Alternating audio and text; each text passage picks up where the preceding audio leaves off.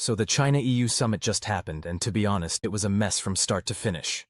The meeting wrapped up early, and the only thing they could agree on was a vague statement about climate change. That alone speaks volumes. It tells you that nothing meaningful got done, because the real issue here isn't the environment, it's trade. Europe is under pressure, trying to navigate a rapidly shifting global landscape, and it's running out of good options fast. On one side, the EU is up against the full force of China's industrial might. On the other, it's dealing with the fallout of cutting itself off from cheap Russian energy.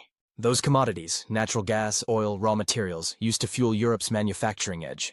Now, they're flowing into China at discounted rates, sometimes 20% to 30% cheaper, strengthening Beijing's position even further. Starting in 2027, Russia will be sending an extra 10 billion cubic meters of gas to China from Sakhalin Island. And that's in addition to the nearly 40 billion cubic meters already being delivered through the Power of Siberia pipeline this year. That's not just about energy, it's about cheaper plastics, fertilizers, chemicals, and manufacturing inputs across the board. Meanwhile, Europe gave all of that up in the name of ideology, and the consequences are showing. Instead of rethinking their strategy, EU leaders doubled down at the summit. It felt like a loop, trying the same tactics that already failed, expecting different results. Ursula von der Leyen was still using the same script from 2023 and 2024, repeating how deeper cooperation with China has only created more imbalances. But that raises the question, is that really China's fault? Or is it because Europe's production has become too expensive, too slow, and too inflexible to compete? When you swap affordable Russian gas for expensive US LNG, you don't just pay more, you lose your edge. That's what we're seeing. And then there was the EU Council President asking China to pressure Russia into ending the war in Ukraine. As if Beijing is going to lecture Putin. That's just not how it works. This conflict will resolve on its own timeline, and no amount of EU diplomatic posturing is going to change that. What's even more baffling is how the EU expects China to rebalance trade. What exactly does that mean? Do they want China to start buying overpriced European goods out of pity? Or maybe expect Beijing to offer discounted exports just to level the playing field? That's not how free trade works. You don't ask your competition to make life easier for you. Even before the summit began, China made it clear they weren't taking it seriously. The optics said it all. The EU delegation was crammed into a bus. Von der Leyen had to walk out without a proper reception. No premier to greet her. Compare that to when the Saudis or Russians show up. Grand ceremonies, top-level receptions, red carpet rolled out. China knows exactly what message it's sending, and Europe clearly wasn't at the top of the guest list. The underlying issue is straightforward. European industry isn't competitive anymore. And that's not just about energy, though that's a huge part of it. It's also about policy failure and dependency. Europe is now heavily reliant on US markets, which limits its flexibility. If EU manufacturing were still strong, they could pivot exports to Asia or emerging markets. But that's not happening, and the numbers make that painfully obvious. Since 2022, the EU's trade deficit with China has surged. 3 years ago, it nearly hit $400 billion. This year, in just the first half, it's already passed $170 billion. The problems haven't gone away, they've just changed form. What was once an energy crisis is now a supply chain problem driven by economic necessity. Europe simply has to import more from China to keep its industries running. If European manufacturers don't get Chinese parts, rare earths, and industrial inputs, their costs spike, and they can't compete. So the trade deficit isn't going anywhere. It's likely to grow. And as that happens, Europe risks becoming economically hollowed out, with both China and the US pulling further ahead. So what's the solution? It's something that's been obvious for years, but no one in Brussels wants to admit. Europe has to find a way to restore access to cheap energy. That likely means making peace, or at least pragmatic arrangements, with Russia. It doesn't matter whether you like Putin or not. If you don't find a way to stabilize energy inputs, the EU's industrial base will keep eroding. And once that's gone, it's gone. Meanwhile, China has more than enough money to outlast Europe in this game. Over $1 trillion in trade surplus, access to near-zero borrowing costs, and the ability to pour cash into strategic investments wherever it sees opportunity. Take foreign direct investment as an example. In 2024, Chinese FDI into Europe jumped to $10 billion, a 47% increase from the year before. But the biggest economies, Germany, France, the UK, actually saw their share decline. More of that money went to Hungary. Why Hungary? Well, yes, relations with Viktor Orban are friendlier, but it's more than that. Hungary still sources its energy from Russia and is part of the EU, which makes it an ideal production hub for China. Low-cost input and direct access to the European market. From Beijing's perspective, it's the best of both worlds. So if you zoom out, the picture becomes clear. China is advancing. The US is adapting. And Europe? Europe is stuck, trying to manage a crisis it created for itself, hoping that the rules of the game will magically bend in its favor. But the world doesn't work that way anymore. There's no magic formula to fix Europe's current mess. No complex equation will solve it. What they need is simple, practical thinking and a step away from their romanticized ideals about being some kind of cultural or moral leader. The trade war should have been their wake-up call. Meanwhile, countries like China, Russia, and India are watching and laughing. Not because they're doing better, but because Europe is sabotaging itself in the name of ideals. Europe contributes just 7% to global emissions, yet they're obsessed with climate heroism, while China, responsible for nearly 30%, continues business as usual.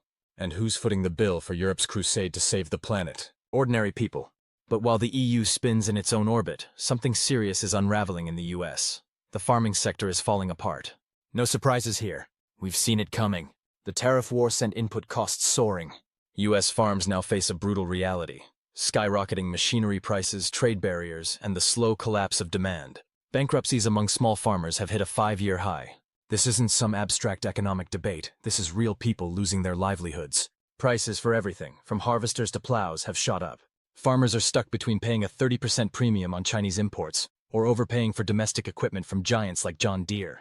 Either way, those costs don't disappear. They trickle down to consumers. And amid all this chaos, here's a little bright spot. We're hosting a wine and cheese night in Singapore on September 17th. If you're curious about gold, investing, or just want to meet in person and talk about where the world is heading, this is for you. We're teaming up with Indigo Precious Metals, bringing in real-world conversations over good food and good company. Only room for about 30 people, so don't wait. RSVP at the link below. Back to the bigger picture. American consumers are now being squeezed hard. Food, rent, utility bills, essential items, families are having to make tough choices.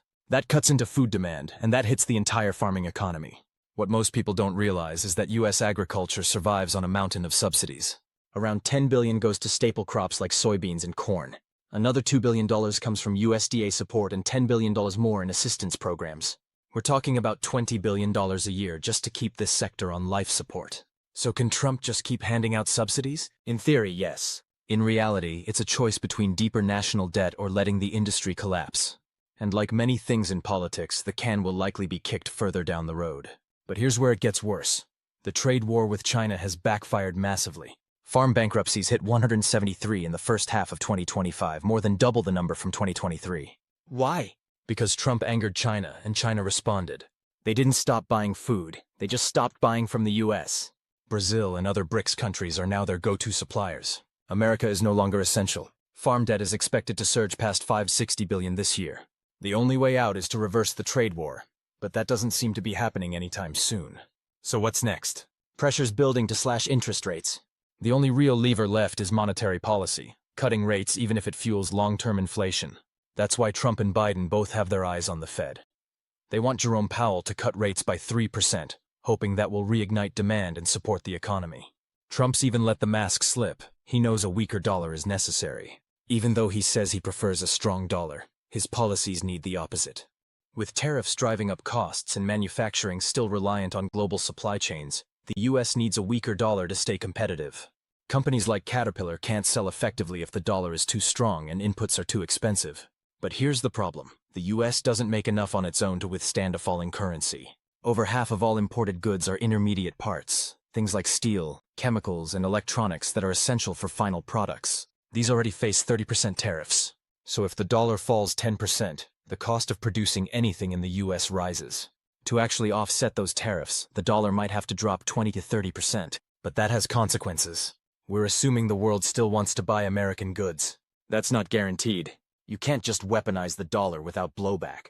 It's like being on a fast food diet and thinking switching your McFlurry for an apple pie is a health choice. You're still missing the point. Other countries like China and Japan are in the devaluation game too. Trump even admitted Japan wants a weaker yen. China's currency is being managed strategically. A weaker dollar might help with exports on paper, but the damage to the broader economy could be immense. The reality is, the US is in no position to play this game cleanly. The manufacturing base isn't ready. A falling dollar pushes up costs, hurts the financial system, and causes foreign reserves to shift. And that's already happening. Between 2024 and 2025, global central banks massively increased their gold holdings. Gold went from about 15% to nearly 25% of total reserves. And that money? It's moving away from U.S. treasuries, moving out of dollars and into gold bullion. If the dollar drops another 5 to 10%, exports may rise. But the financial system could take a major hit. It's not a free win. Trump can't devalue his way to victory without tremendous economic cost. So the real question is, can Europe recover from its own chaos? And can Trump actually get the weaker dollar he wants without collapsing confidence in the system? Let me know what you think in the comments. Can any of this be turned around? Can either side escape the traps they've walked into? Stay sharp, stay safe, and if you're enjoying the breakdown, hit that like button and subscribe. We've got a lot more coming as we continue navigating through these volatile, crazy times.